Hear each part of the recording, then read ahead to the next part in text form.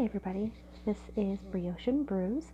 I am here today to show you a two-color cast-on alternative to the Italian two-color cast-on, specifically for brioche. This is some bulky weight yarn, and I have a size 9 needle, not that it really matters. This is just a couple colors I have lying around to show you. Just so I can make sure that you can see it well enough. So you're going to take your two, and I'm just going to have you tie a knot, just kind of loose, with enough tail for you to weave in.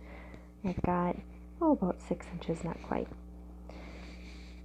And when you go to hold this, so first you're going to take your needle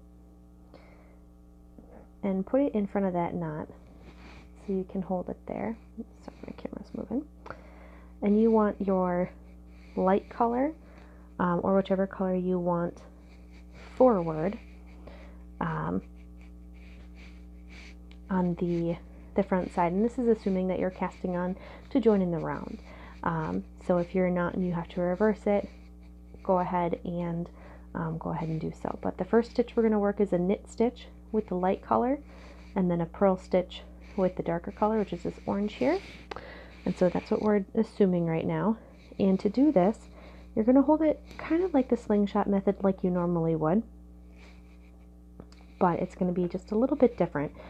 So let's start out, and what I'm going to have you do is actually come to the back, pick up from that back side, and pick up the cream color closest to you, and then just give it a little tighten. And this slip knot, or this little knot, you're actually going to drop off later, so don't worry too much about that. Okay, so there's our first stitch, and it will be a knit stitch. Next, what you're going to do is grab from underneath this one on your front thumb and grab that dark color closest to it and pull through, and there you have your next one. And so you're going to keep doing that motion. Grab from the back, grab the first one, pull it through, and just tighten. And of course you don't want to tighten too much, otherwise you're never going to be able to work your first row. But from the front, grab the first dark color, tighten, grab from the back, grab the first light color, tighten,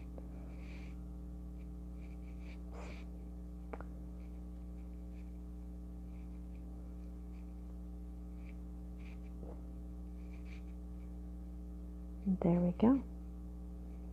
That's all there is to it.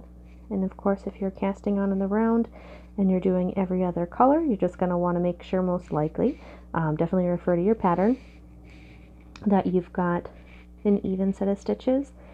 So you have the light, dark, light, dark, light, dark, light, dark, light, dark.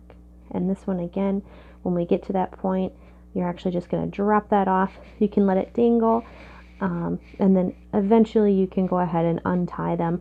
I would wait just a row or two just to kind of anchor those a little bit more, but just don't let it get too tight, otherwise you're never going to get it out, and then you're going to have a little knot.